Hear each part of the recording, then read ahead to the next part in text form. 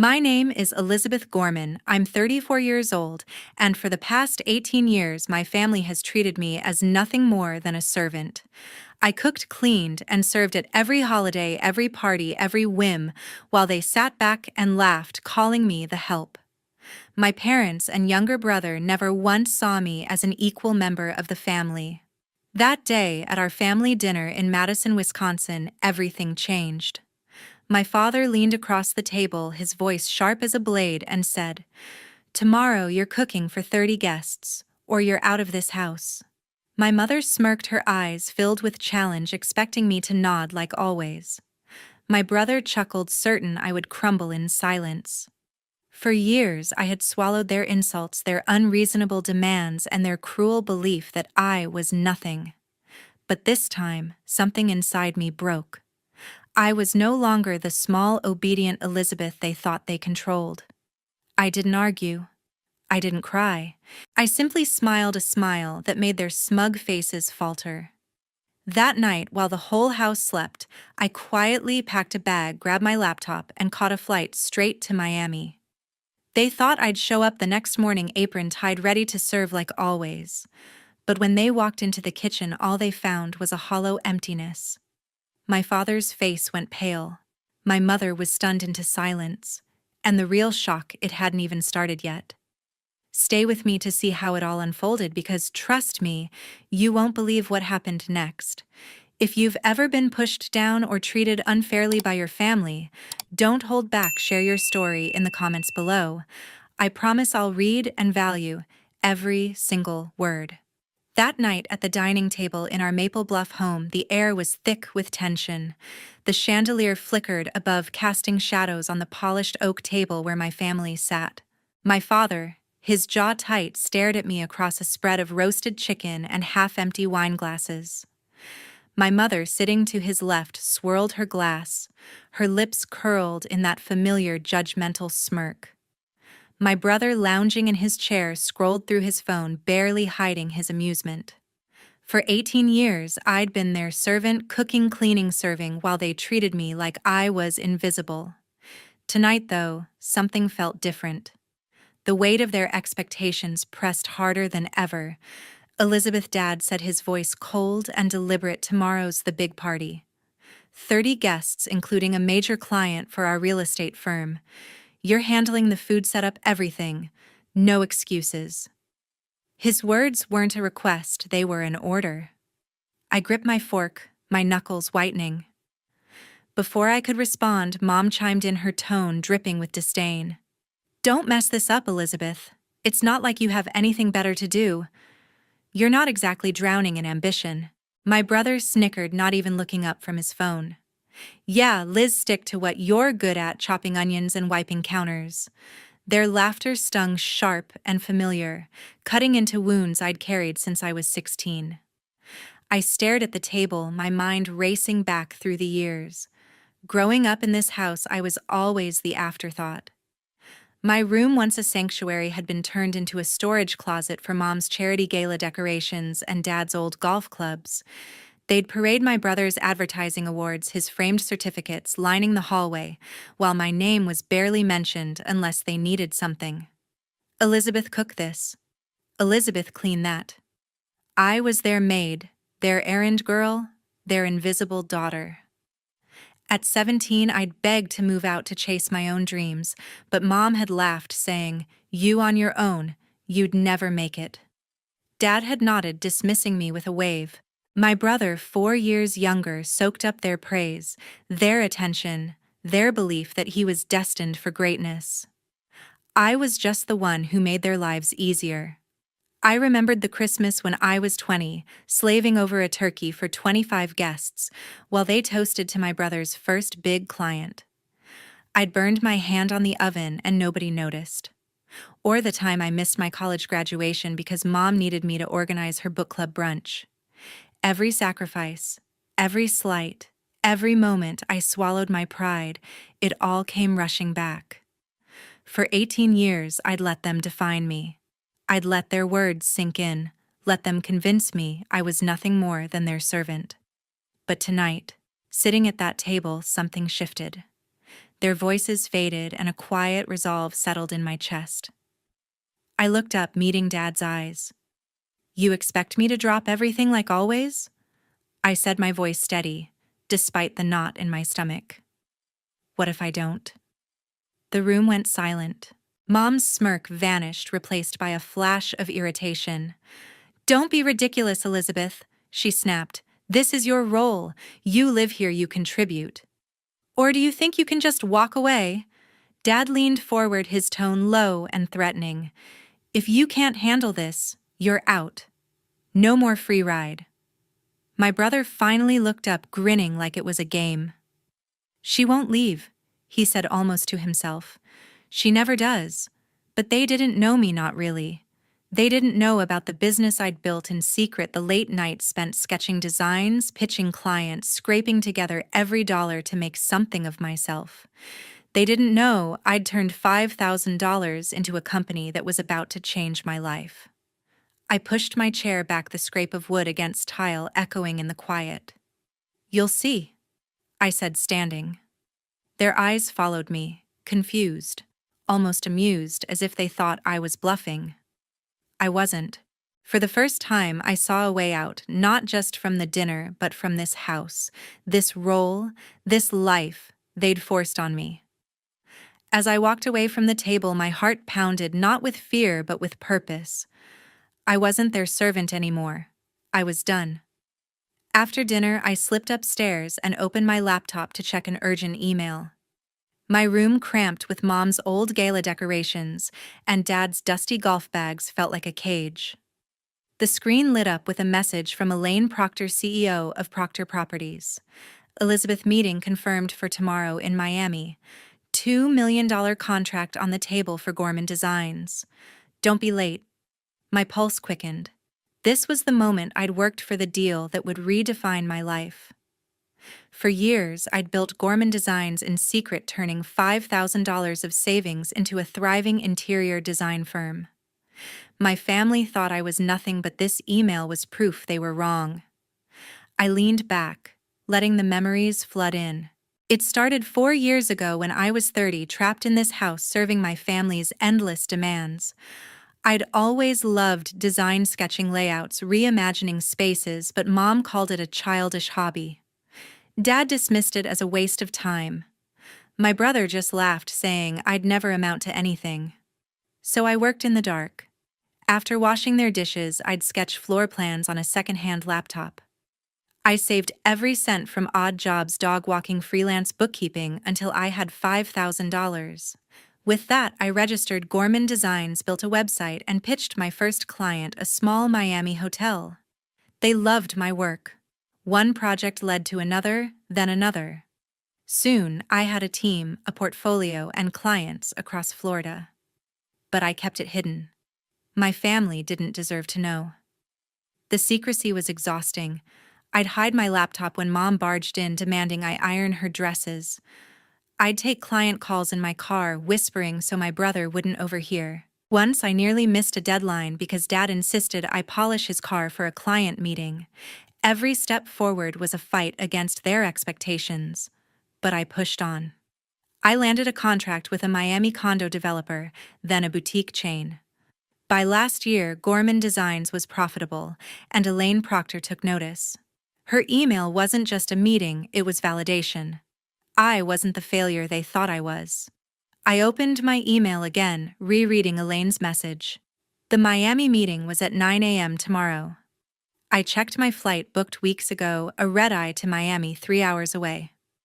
My hands moved with purpose as I gathered my essentials, laptop, design folder, a few clothes for the trip. I wasn't packing to leave yet, but I was ready. Downstairs, I could hear Mom's voice, probably complaining about my attitude. My brother was likely on his phone, oblivious. They thought I'd show up tomorrow, apron on, slaving for their party. They were in for a shock. I pulled a notepad from my desk and jotted down 3 local catering numbers. I labeled it emergency contacts and placed it on the kitchen counter. If they wanted their party, they could figure it out themselves. For 18 years, they'd built their world on my labor, but I was done carrying it. I glanced around my room at the walls lined with their priorities: mom's awards, dad's business plaques, my brother's framed certificates. None of it was mine. I'd stayed because I thought I had no choice because their voices had drowned out my own. But tonight I heard myself clearly. I wasn't their servant anymore. I was Elizabeth Gorman, and tomorrow I'd show them. I closed my laptop, my resolve hardening. Before I left, I needed to face them one last time. Before walking out the door, I faced my family in the living room. The space was lit dimly, Mom's antique lamps casting a warm glow over the leather sofa where they sat. My mother sipped her wine, her eyes narrowing as I stood in the doorway. My father leaned back in his armchair, arms crossed his face, a mask of impatience. My brother Tucker sprawled on the couch, scrolling through his phone, a smirk playing on his lips. They'd treated me like a servant, but tonight I was done playing their game. My heart pounded, not with fear, but with a clarity I'd never felt before. I took a step forward, my voice steady. I'm not cooking for your party tomorrow. I'm not your maid anymore. The words hung in the air, sharp and final. Alice let out a harsh laugh, setting her glass down with a clink. "Oh, Elizabeth, don't be dramatic," she said, her tone dripping with mockery. "You're only good for chores. What else are you going to do? You have no life outside this house." Tucker snorted, not even looking up. "Yeah, Liz, what's the plan? Run off and live in a cardboard box." His laughter grated, echoing the years of taunts I'd endured. I clenched my fists, my nails digging into my palms. "You think I'm nothing," I said, my gaze shifting to Victor. "You think I'll just obey, like always. But I'm done." Victor's eyes darkened, his voice low and cutting. "Elizabeth, stop this nonsense. You live under our roof, you follow our rules. If you walk away, you're on your own. No money, no support. You'll be back by morning begging." His confidence, so smug, made my blood boil. Tucker chimed in, grinning. "She's bluffing, Dad. She's got nowhere to go. They didn't know about Gorman Designs. They didn't know about the $2 million contract waiting in Miami. They didn't know I'd built a life they couldn't touch." I straightened, meeting their eyes one by one. "You're wrong," I said, my voice cold. "I have a future, and it's not here." Alice's smirk faltered, replaced by a flash of anger. "You ungrateful little," she started, but I cut her off. "Ungrateful for what? For cleaning your house, cooking your meals, being your punching bag for 18 years? My voice rose, years of resentment pouring out. "I've given you everything, and you've given me nothing but insults."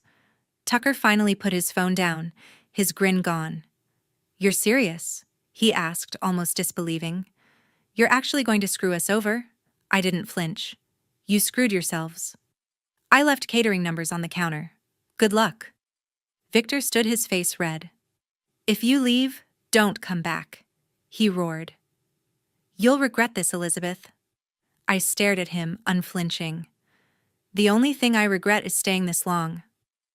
I turned, grabbed my suitcase from the hallway, and pulled out a stack of Gorman Designs business cards. I tossed them onto the coffee table, the glossy cards scattering across the wood. "That's who I am," I said. "Not your servant. Not anymore." Their eyes widened, but I didn't wait for a response. I walked to the door, my suitcase rolling behind me. The cold Madison air hit me as I stepped outside, but it felt like freedom. My cab was waiting, ready to take me to the airport. Miami was calling, and I was done looking back. Inside, I heard their voices rise, Alice's sharp tone, Victor's shouts, Tucker's protests. They were already arguing, probably convinced I'd cave by morning. "She'll be back," I heard Tucker say as the door closed. "She always is." But they were wrong. They'd built their world on my labor, but I'd built my own without them. As the cab pulled away, I felt lighter, like I'd shed a weight I'd carried for years. The next evening, at our house in Madison, the party kicked off, but not as they planned. The living room, usually polished for my parents' real estate firm events, was a mess of mismatched plates and plastic cups. My mother had scrambled to save face after I left the catering contacts on the counter and walked out. Instead of the elegant spread they'd promised for 30 guests, including Elaine Proctor, the CEO of Proctor Properties, Alice had ordered sandwiches from a local shop. The guests milled around, their murmurs growing sharper as they picked at soggy bread and limp lettuce. This was supposed to be the night to seal a major deal, but without me, it was falling apart. Alice stood by the buffet table, her smile tight, trying to charm the crowd. "Just a little hiccup," she said, her voice strained as she offered a guest a tray of store-bought cookies. My father hovered nearby, his tie loosened, his face flushed with frustration. He'd expected me to show up apron on, saving the day like I always had.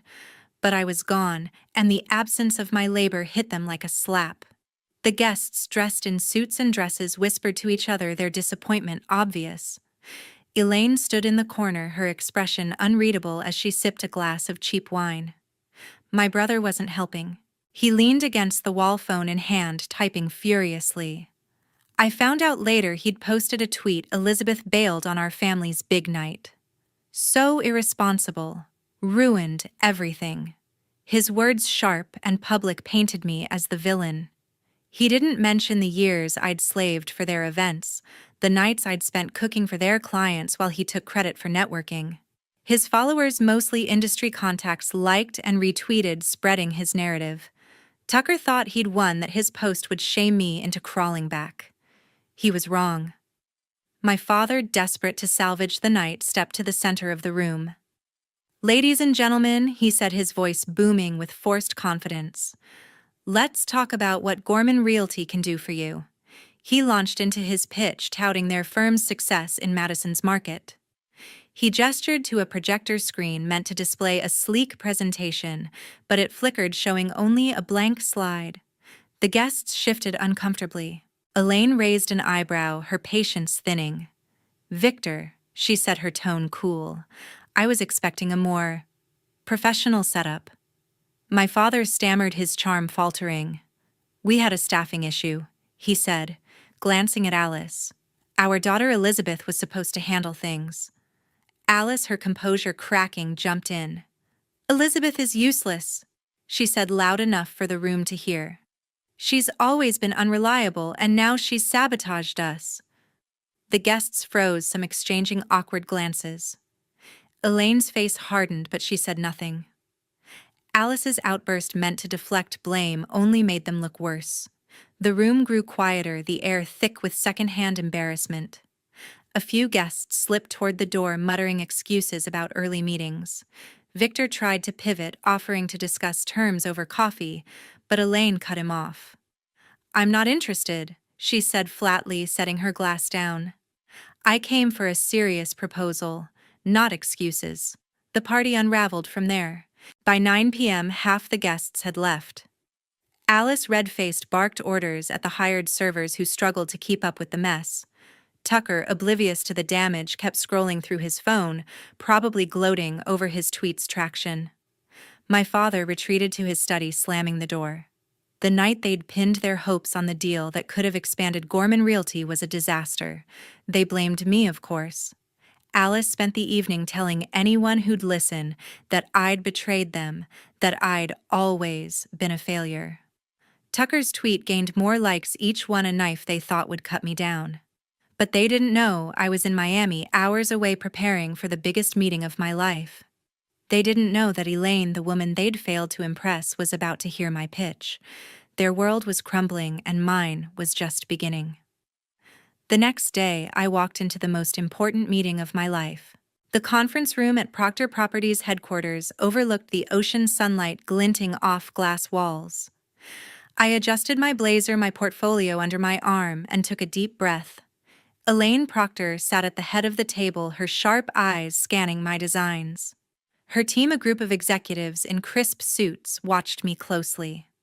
This was my chance to land a $2 million contract for Gorman Designs, the company I'd built from nothing. My family's insults, calling me useless, a failure, echoed in my mind, but I pushed them aside. Today, I was here to prove them wrong. I launched into my pitch, my voice steady. Gorman Designs transformed spaces into experiences. I began flipping through slides of sleek hotel lobbies and modern condos. I explained how my team could elevate Proctor Properties' new Miami development, blending luxury with functionality. Elaine leaned forward, nodding as I detailed timelines and budgets. Halfway through, she raised a hand. "Elizabeth," she said, her tone curious. "Your name sounds familiar. Were you supposed to be at a party in Madison last night?" My stomach tightened. I hadn't expected her to connect the dots. I hesitated, then nodded. That was my family's event. I wasn't there. Elaine's eyes narrowed slightly. "Your mother, Alice, was it, called you unreliable in front of everyone, said you ruined their night." The executives exchanged glances, and I felt heat rise to my cheeks. But I held her gaze. "My family underestimated me," I said. "They thought I was just their servant. But I've built Gorman Designs from $5,000 into what you see here. I'm not defined by their mistakes." Elaine studied me, then smiled faintly. "I respect that," she said. "Let's see the rest of your pitch." I continued, my confidence growing. I walked them through renderings, color schemes, and client testimonials. By the end, Elaine was sold. "This is exactly what we need," she said, extending her hand. "We're signing with Gorman Designs. $2 million as discussed." I shook her hand, my heart pounding with triumph. The contract was mine. Years of late nights, hidden calls, and stolen moments had led to this. As we finalized the paperwork, Elaine leaned in. "You know, your family's party was a disaster. Sandwiches from a corner store. No wonder they were desperate to blame you." I managed a small smile. "They'll figure it out," I said. But I knew they wouldn't. Later that day, Elaine posted on LinkedIn, thrilled to partner with Elizabeth Gorman and Gorman Designs for our Miami project. Her vision and resilience are unmatched, a true professional who delivers when others falter. Her post, tagged with my name and company, went viral in industry circles. It was a glowing endorsement, but it also laid bare the truth. I was the one my family had trashed, the useless daughter who'd outdone them all. I stared at the post on my phone, watching the likes and comments pile up. Industry leaders I'd admired for years were congratulating me. For the first time, I felt seen, not as a servant, but as Elizabeth Gorman. Back in Madison, my family saw the post. My phone buzzed with notifications, missed calls from Mom, Dad, even Tucker. Voicemails piled up, their voices ranging from angry to frantic. "Elizabeth, how could you humiliate us like this?" Mom's message hissed. "Get back here and explain yourself." Dad's was curt. "You think you're better than us? Call me." Tucker's was smug. "Nice stunt, Liz, but you're still nobody." I didn't answer. I didn't need to. Their words couldn't touch me anymore. I'd built my own world, and they weren't part of it. I sat in my Miami hotel room, the contract signed, the city skyline glittering outside. For 18 years, I'd let their doubts define me. No more. Elaine's post wasn't just praise, it was proof. I'd turned $5,000 into a $2 million deal, and the world was starting to notice. My family's calls kept coming, but I silenced my phone. They'd built their lives on my labor, but I'd built mine on my own terms. The next morning, an Inc. article turned my family's world upside down, titled, "Elizabeth Gorman, Self-Made Entrepreneur of the Year." It detailed how I'd built Gorman Designs from scratch into a powerhouse in interior design entirely on my own. The article praised my vision, my relentless drive, and the $2 million contract I'd sealed with Proctor Properties in Miami. Back in Madison, my family, Alice, Victor, and Tucker, read the headline and saw their lies unravel. They'd called me useless, a failure, but now the world knew I'd never needed them. I was in Miami, scrolling through the article on my hotel balcony when my phone started buzzing. Missed calls from Mom, Dad, and Tucker piled up, but I let them ring. The Inc. piece wasn't just a win, it was a reckoning. Alice and Victor, who'd leaned on my labor to prop up Gorman Realty, were crumbling. The article didn't name them, but their party disaster was already industry gossip.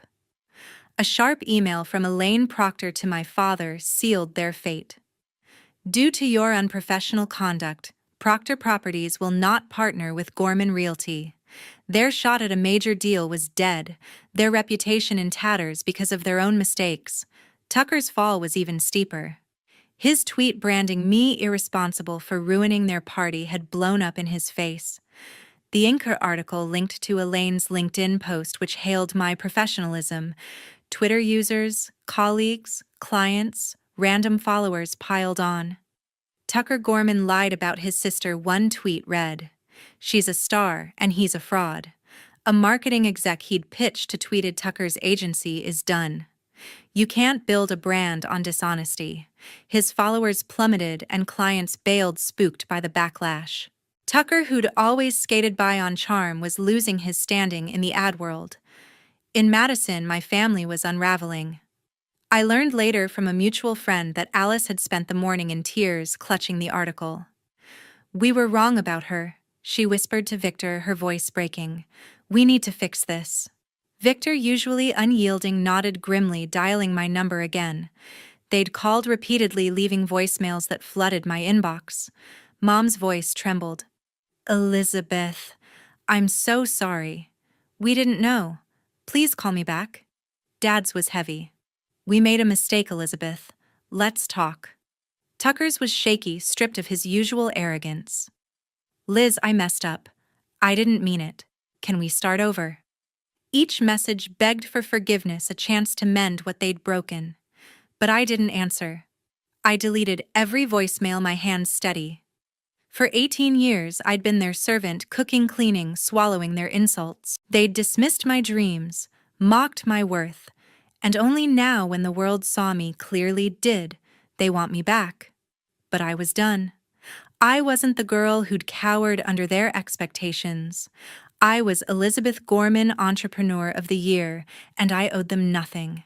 Their apologies, sincere or not, couldn't erase the years they'd stolen. In my hotel room, I opened my laptop to a flood of emails. The Inker article had sparked a wave of interest. Hotels in Los Angeles, developers in Boston, even a museum in Seattle wanted Gorman designs. My team was swamped, scheduling meetings and drafting proposals. Back in Madison, my family's world built on my labor was collapsing. Their house, filled with their awards and egos, felt like a distant memory. I'd drawn a line and they couldn't cross it. My phone buzzed again, but I turned it off. The world saw me for who I was, and that was enough. While my family faced the fallout, I threw the biggest event of my career in Miami. The grand opening of Gorman Design's new branch was a spectacle. Golden chandeliers sparkled in a sleek showroom, showcasing our latest designs for luxury hotels and condos.